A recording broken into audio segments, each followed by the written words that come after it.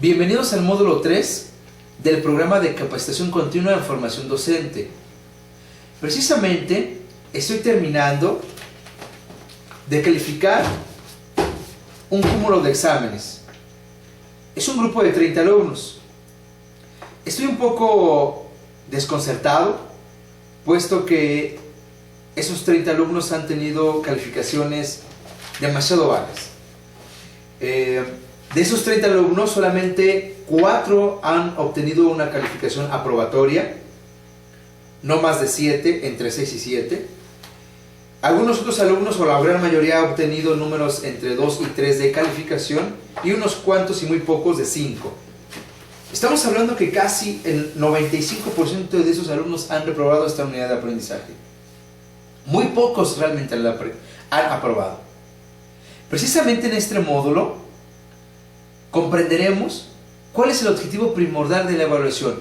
¿Qué me da a conocer a mí saber que ni siquiera el 10% de alumnos aprobaron esta unidad de aprendizaje? ¿Qué me da a entender a mí? ¿Qué me da a conocer a mí que la mayor cantidad de alumnos ha reprobado? Exacto. En este módulo nos enfocaremos a los objetivos de la evaluación y algunas estrategias de evaluación. Verán, la mayoría de alumnos cumplen un objetivo prioritario, el cual es satisfacer las exigencias de los exámenes, como lo estamos viendo aquí. Es decir, los alumnos solamente estudian para aprobar, para obtener un número cuantitativo aprobatorio o satisfactorio, mayor a 7, mayor a 8, 9 o 10. Pero en realidad, ¿qué me está dando a mí a conocer esta evaluación? Estos números cuantitativos. Existen algunas características llamadas patologías de la evaluación. Conforme al paso del tiempo, hay una gran preocupación en la calidad de la educación, en la calidad de la formación de médicos generales en nuestros centros universitarios y en nuestras unidades hospitalarias. Esas patologías de evaluación, por mencionar algunas, se evalúa solo al alumno. Solo se le responsabiliza a él por esta calificación. El alumno tuvo un 4, es culpa del alumno. El alumno tuvo un 3, se evalúa únicamente al alumno, se responsabiliza a él. Ahora bien, se evalúan solo los conocimientos, dejando a un lado lo actitudinal o las actitudes. Es decir, que solo se está evaluando los conocimientos que se adquirieron en un determinado tiempo. Una patología de la evaluación muy importante. Se evalúa solo cuantitativamente, es decir, en determinado momento ante nuestros procesos de evaluación solo existen ceros, unos, 2, 3, 4, 5, pocos 6, muy pocos 7, exageradamente pocos 8, nulos 9, escasos 10. Es decir, que solo estamos evaluando cuantitativamente, conforme a un número, conforme a una numeración. ¿Realmente esta numeración nos dice la cantidad de conocimientos que tienen nuestros alumnos? Ahora bien, muchas veces evaluamos buenos alumnos, malos alumnos. Se evalúa solamente lo observable y lo directo. Hay algo que se llama el currículum oculto. Aquellos aprendizajes que pareciera que el alumno no obtiene, pero los tiene muy presentes. Pero eso no se está evaluando. Ahora, también debemos evaluar cómo es la dinámica del proceso de enseñanza-aprendizaje, o solamente el proceso de aprendizaje, o solamente los conocimientos que ha adquirido. La evaluación en determinado momento contribuirá a un análisis reflexivo de mi práctica docente, de mi estilo de enseñanza, o solamente estamos hablando de evaluación de conocimientos de cada uno de los alumnos. Muy bien, nosotros debemos de generar como docentes una cultura de la evaluación. Esta cultura de la evaluación conlleva a lograr complementar, a evaluar los objetivos de los alumnos, de lo que aprenden y cómo lo aprenden. Los alumnos, reitero, sumamente importante, lo que aprenden y cómo lo están aprendiendo.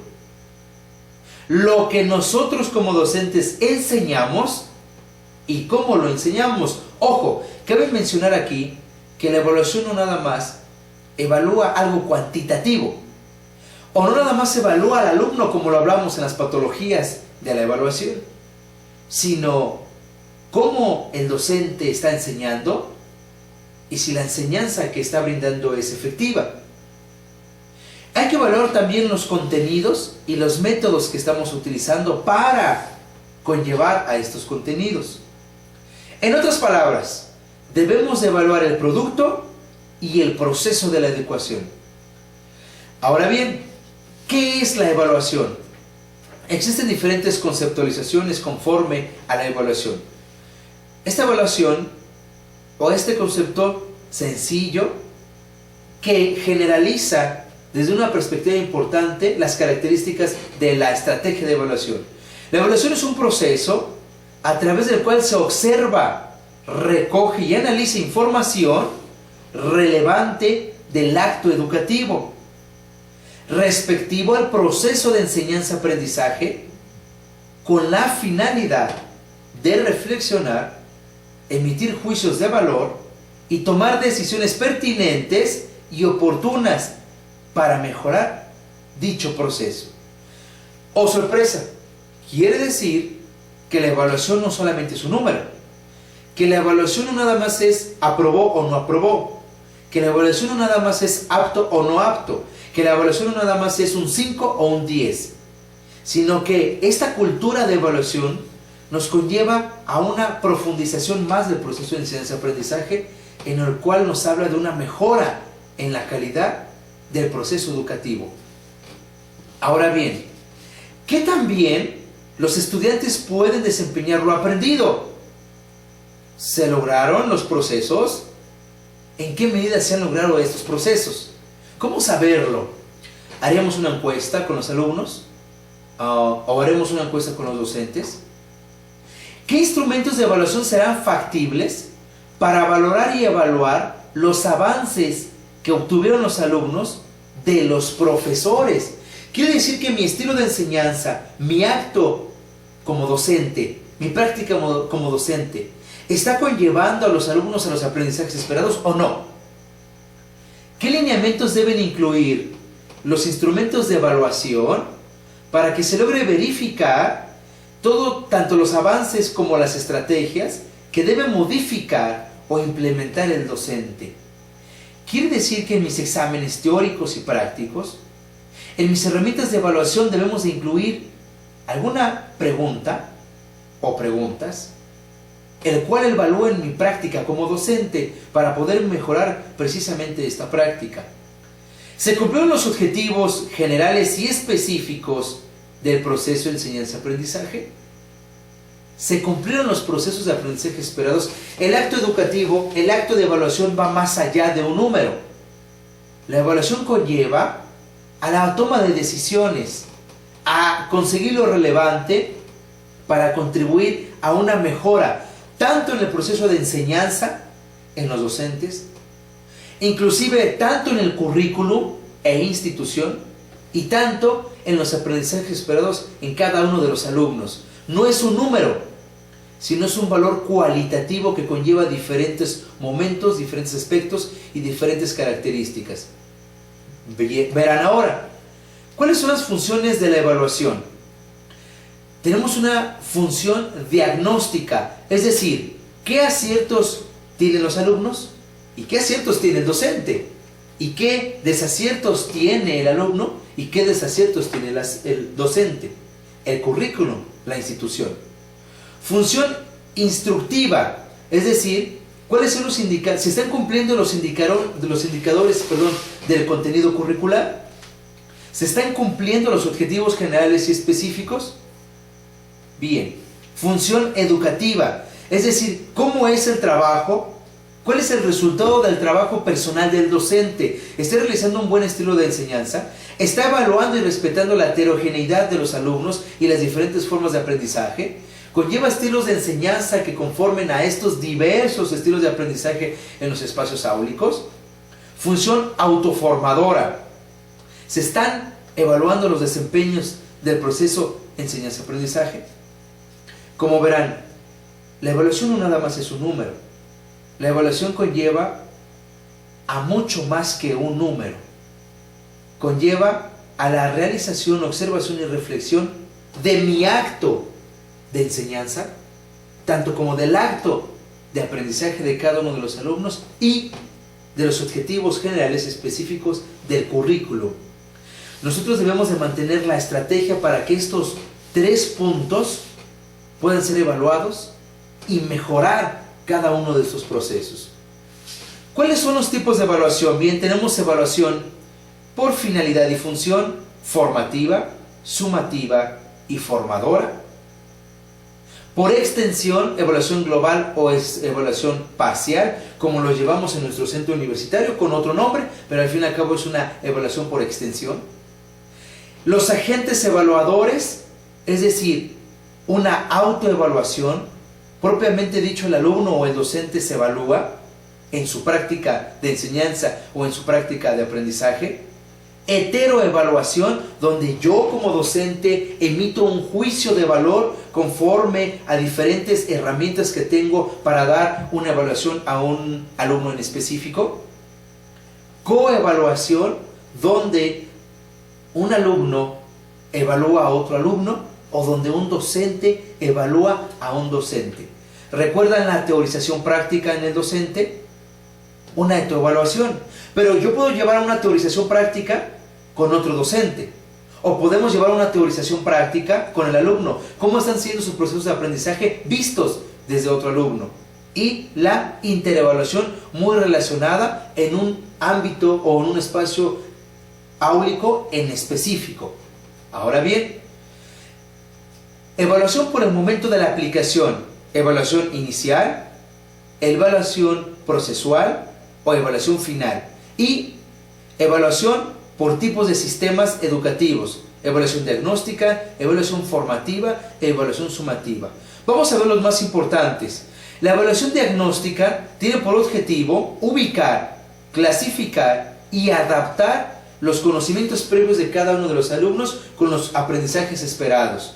Normalmente la evaluación diagnóstica se hace al inicio de cada unidad de aprendizaje, al inicio de cada temática, al inicio de cada materia nueva que se va a conllevar, para saber qué conocimientos previos tiene el alumno y qué conocimientos va a ir adquiriendo, qué aciertos y desaciertos tiene conforme a determinado tema.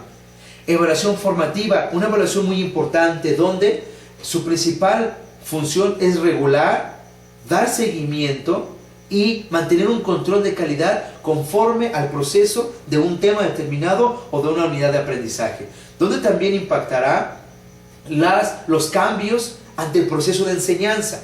Es decir, mi estilo de enseñanza, mis herramientas de enseñanza, mis herramientas didácticas, mis recursos didácticos, ¿están siendo funcionales para esta unidad de aprendizaje o tema determinado o no?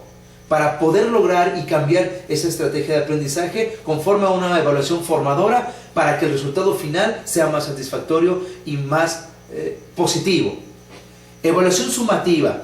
Una vez que el alumno ha cursado conforme a una unidad o a un tema determinado, conforme al cambio de estrategias en la evaluación formativa, nosotros verificaremos, acreditaremos y promocionaremos un juicio de valor.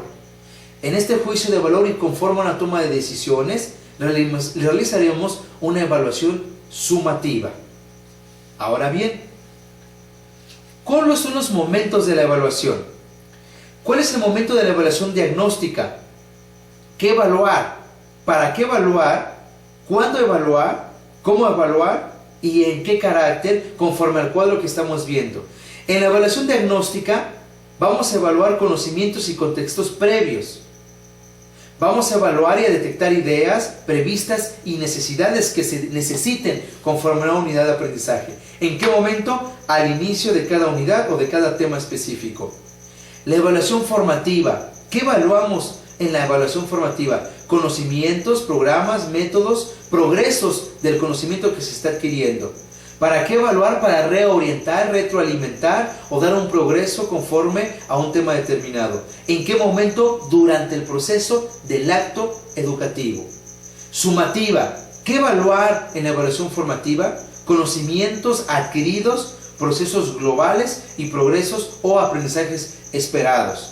¿Para qué evaluar en la evaluación formativa? Determinar resultados y comprobar necesidades para ver si se requiere recursar a una unidad de aprendizaje o volver a ver un tema determinado. ¿En qué momento? Al final del proceso de enseñanza-aprendizaje.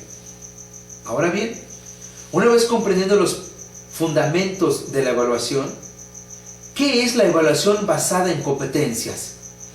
La evaluación basada en competencias significa, una competencia es un saber hacer.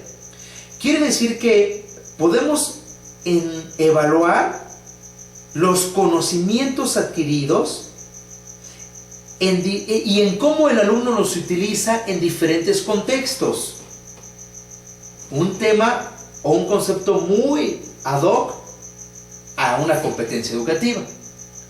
Esta evaluación basada en competencias tiene características. Debe de evaluar saberes, debe de evaluar habilidades adquiridas, debe de evaluar valores, debe de evaluar actitudes y motivaciones. Reitero, no solo es un número.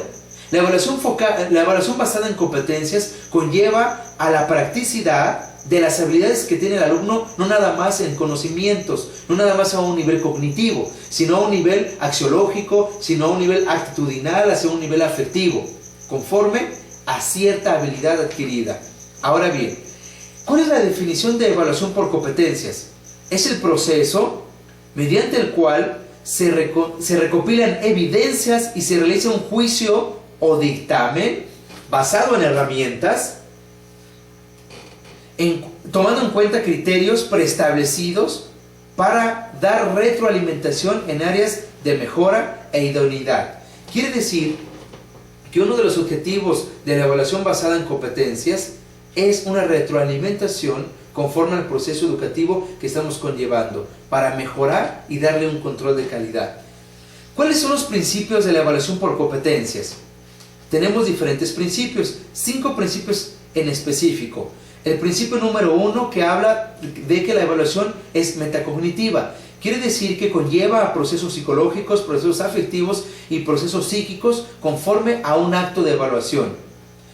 El principio número 2 nos habla del desempeño que cada uno de nosotros tiene en diferentes contextos. El principio número 3 significa que debemos de articular procesos cualitativos como actitudes, como valores, como aptitudes y valores cuantitativos, es decir, lo que podemos medir y lo que es tangible. En el proceso número 4 debemos de evaluar procesos de aprendizajes esenciales y aprendizajes esperados. En el principio 5, realizar una retroalimentación de los conocimientos adquiridos o de los conocimientos deficientes. Y en el principio número 5, generar un control de calidad, tomar decisiones para la mejora del proceso enseñanza-aprendizaje. ¿Cuáles son los pasos en la evaluación por competencias? Los pasos en la evaluación por competencias conllevan a lo siguiente. Paso número 1, ¿qué evaluar? Saberes de la competencia. Los saberes de la competencia se subdividen en conocimientos, habilidades adquiridas, aptitudes adquiridas y actitudes adquiridas. Paso número 2, ¿para qué evaluar? Para formar y valorar la idoneidad de este proceso educativo y cumplir los principios del acto de evaluación. El principio número 3, ¿con qué criterios? Es decir, los logros esperados por cada competencia o por cada habilidad que nosotros desarrollamos conforme al currículo. ¿Con qué pruebas? Es decir, necesitamos tener evidencias tangibles del proceso de aprendizaje y del proceso de enseñanza en este caso. Paso número 5, ¿cómo determinar el nivel de aprendizaje? Es decir, ¿qué matriz de evaluación estamos conllevando conforme al currículum y conforme a la competencia en específico que se tiene que aterrizar? Paso número 6, ¿en qué momento evaluar? Llámese una evaluación diagnóstica, formativa o sumativa. Paso número 7, ¿con qué estrategias? Es decir, ¿qué estrategias vamos a utilizar para una evaluación? Pruebas, portafolio de evidencia, lista de cotejo, rúbrica, etc.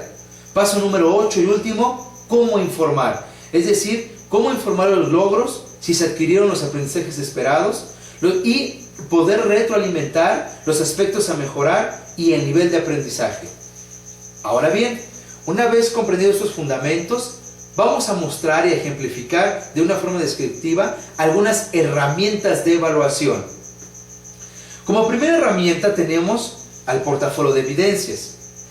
Si nosotros lográramos realizar un portafolio de evidencias por cada alumno, claro, es una tarea que nos conlleva tiempo, pero lográramos tener una organización extraordinaria de la evaluación o de las herramientas o pruebas que se le realizan a cada uno de los alumnos.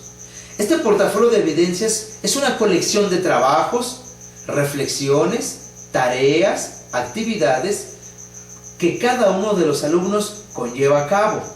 Es un portafolio, es un folder que se puede ocupar, que se le puede poner una portada con el nombre específico del alumno, en el cual se van recolectando cada una de las tareas, pruebas o actividades que el alumno realizó de forma individualizada. Ahora bien, portafolio de evidencias, no se le olvide. Una herramienta de evaluación también es la pregunta. La pregunta es una oración interrogativa que sirve para obtener de los alumnos información sobre conceptos o dinámicas, así como estimular el razonamiento del alumno y su expresión oral y corporal. Una de las situaciones por las que nosotros podemos utilizar conforme a la evaluación de un conocimiento en específico es la pregunta. Nosotros determinamos o aventamos una pregunta en específico. Se me ocurre, por ejemplo, en nuestro ámbito médico, ¿cuál es el sistema de conducción del corazón? Una pregunta, una oración interrogativa, una situación en la cual el alumno mantendrá una reflexión, un razonamiento individual que lo llevará a generar una expresión oral y, ¿por qué no?, una expresión corporal.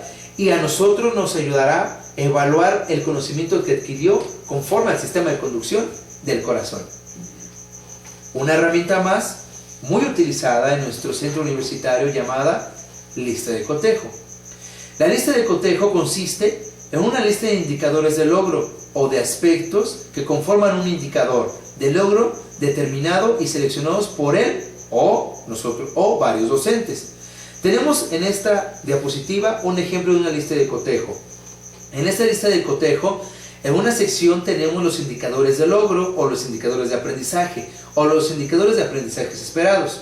En dos columnas continuas aparecen dos aspectos importantes: ¿lo realizó o no lo realizó?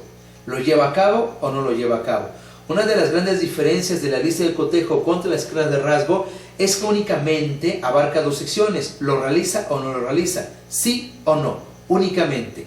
Y bueno, nosotros podemos mantener diferentes ejemplificaciones para dar un número cuantitativo conforme a una lista de cotejo. Recuerden, indicadores de logro y en dos columnas: ¿sí lo realizó, no lo realizó, sí o no, apto o no apto, lo llevó a cabo o no lo llevó a cabo. Únicamente, una lista de cotejo solamente aterriza dos cosas: sí o no.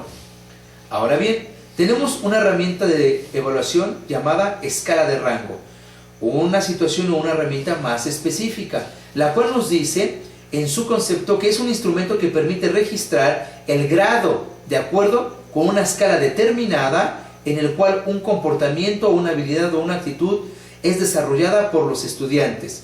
Como lo podemos ver en el ejemplo, hay un indicador de logro, un indicador de aprendizaje esperado en una columna, pero este indicador conlleva a la utilización de diferentes puntajes conforme al indicador de logro realizado o no realizado. Por ejemplo, yo puedo tener un valor cuantitativo conforme a tres números: 0, nulo; 1, deficiente; 2, aceptable; 3, satisfactorio. Es decir, si nosotros conllevamos a que un alumno lea un artículo médico y queremos evaluar la lectura del artículo médico, bueno, podemos mantener indicadores de logro. Por ejemplo, en su resumen o en la síntesis o en el ensayo que nosotros solicitamos conforme a esta lectura médica, diría: ¿contiene el título del texto? Podríamos decir que lo contiene, o lo contiene la mitad, o colocó otro título, o colocó solo el subtema. Y en la escala de rango debemos de generar 3 valores conforme a la ejemplificación que acabamos de dar. Nulo, es decir, no contiene el título. 1, deficiente, quiere decir que tal vez nada más contiene el subtítulo.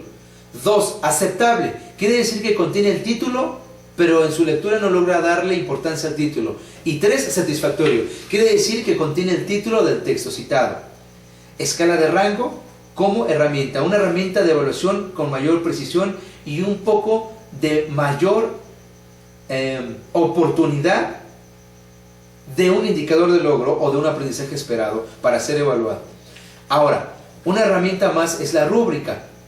La rúbrica es una herramienta de evaluación con mayor especificidad. Quiere decir que la rúbrica es una tabla que presenta en su eje vertical los criterios que se van a evaluar y en el eje horizontal los rasgos de calificación a aplicar en cada criterio. Los criterios representan lo que se espera de que los alumnos hayan dominado. En esta podremos también tener niveles. Normalmente y principalmente se tienen 4 niveles. En el nivel 4 mantenemos una respuesta excelente o cumple con la mayor cantidad de características. En el nivel 3, respuesta satisfactoria, cumple con el 80% de características. En el nivel 2, moderadamente satisfactorio, quiere decir que tal vez cumpla con el 50 o 40% de características. Y en el nivel 1, respuesta deficiente, tal vez cumpla con el 20 o el 0% de características.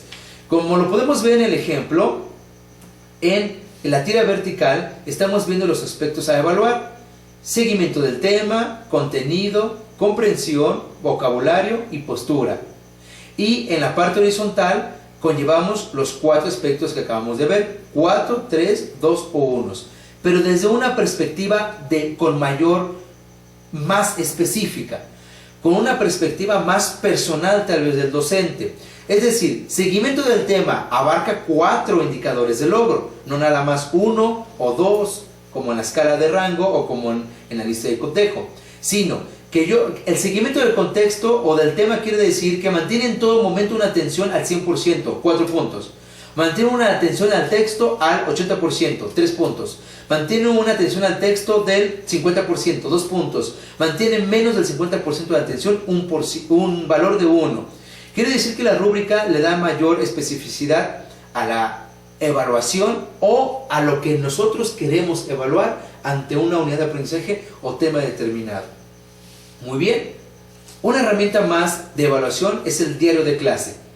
Este diario de clase es un registro individualizado que cada estudiante conlleva a cabo y plasma como una experiencia personal en las diferentes actividades que ha realizado a lo largo del ciclo escolar o de un día en el proceso de enseñanza-aprendizaje, donde puede indicar, como lo vemos en el ejemplo, su nombre, el área o unidad de aprendizaje, las competencias que él cree que obtuvo y los diferentes aprendizajes esperados conforme a las actividades o teoría que se conllevó en el espacio eólico a un tema determinado. Muy bien.